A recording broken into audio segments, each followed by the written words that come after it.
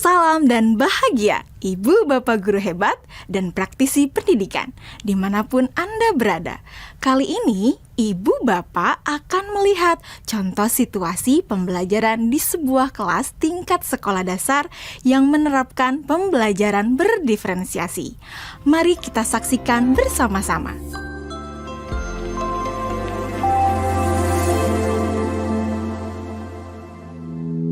Organ tubuh manusia. Minggu ini, Pak Kasim ingin mengajar sebuah materi tentang cara kerja salah satu sistem organ tubuh manusia, yaitu sistem pencernaan. Adapun tujuan pembelajarannya adalah melalui diskusi kelompok dan penugasan mandiri. 1. Murid dapat menjelaskan fungsi organ pencernaan pada manusia. Kedua, murid dapat membuat model dan menunjukkan cara kerja sistem pencernaan manusia. Sebelum pembelajaran dilakukan, biasanya saya akan melihat tujuan pembelajaran atau target apa yang akan saya capai pada hari itu. Setelah itu, saya melihat data atau informasi terkait murid-murid saya untuk menentukan strategi pembelajaran yang tepat dan penilaian yang sesuai. Saat merencanakan pembelajaran, Pak Kasim mempersiapkan beberapa sumber belajar yang menurutnya akan membantu murid-muridnya belajar sesuai dengan kebutuhannya. Sumber daya belajar yang disiapkan diantaranya adalah sebuah poster, berbagai bacaan yang memuat pembahasan tentang bagaimana organ pencernaan bekerja dari beberapa sumber.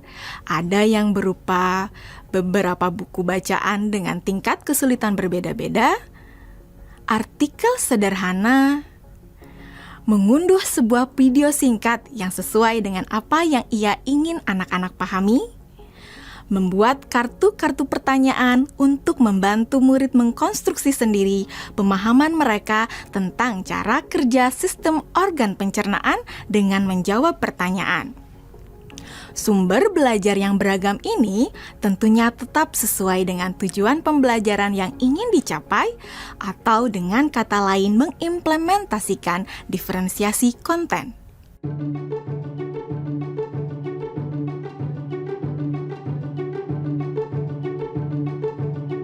Setelah semua sumber materi yang beragam disiapkan, saya mempersiapkan daftar kegiatan lengkap dengan instruksinya. Misalnya, membaca buku atau artikel dan lain sebagainya, mengamati poster, mendiskusikannya, dan kemudian membuat ringkasan untuk menunjukkan pemahaman tentang isi poster tersebut.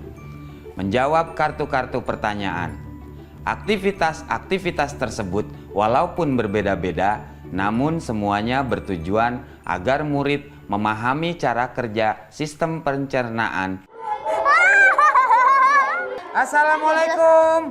Bagaimana kabar kalian? Waalaikumsalam. Baik, Pak. Hari ini kita akan mempelajari tentang sistem pencernaan manusia. Saya, Pak. Di awal pembelajaran, Pak Kasim memberikan penjelasan kepada semua murid yang ada di kelasnya tentang tujuan pembelajaran dan konsep kunci yang ia ingin anak-anak kuasai. Lewat proses tanya jawab dan contoh-contoh, Pak Kasim memastikan bahwa murid-muridnya memahami apa yang dimaksud dengan sistem. Pak Kasim meminta murid-murid bekerja dalam kelompok. Untuk penugasan kali ini, Pak Kasim telah mengelompokkan murid berdasarkan tingkat kemampuan murid membaca. Hal ini karena tugas pertama yang harus dilakukan oleh setiap kelompok adalah membaca materi bacaan terlebih dulu. Teks yang dibaca tiap kelompok sesuai dengan kemampuan membaca mereka. Selama proses murid melakukan kegiatan, saya mengobservasi dan memantau pemahaman murid-murid.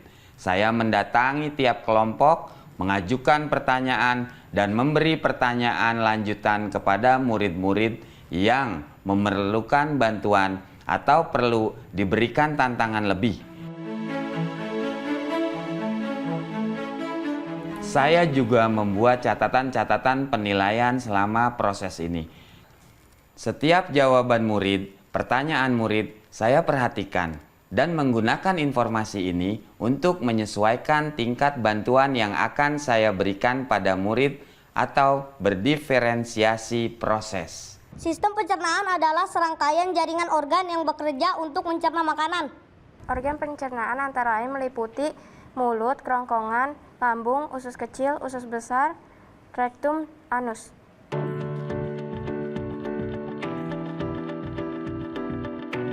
Sekarang silakan membuat model yang menunjukkan sistem kerja pencernaan manusia secara mandiri. Selama proses murid-murid membuat model sistem pencernaan, Pak Kasim berkeliling melihat pekerjaan murid untuk mengetahui sejauh mana pemahaman murid.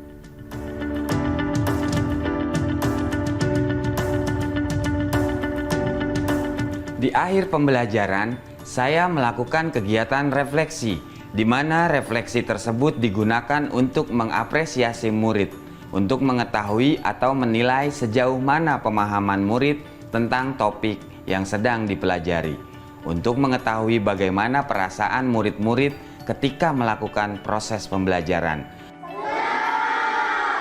Ardas, Senang, Pak. Arjuna, Senang, Pak. dan tentunya semua ini dapat menjadi informasi bagi saya untuk mengembangkan proses pembelajaran selanjutnya. Ibu dan Bapak guru hebat, demikian video singkat salah satu contoh penerapan pembelajaran berdiferensiasi di jenjang sekolah dasar.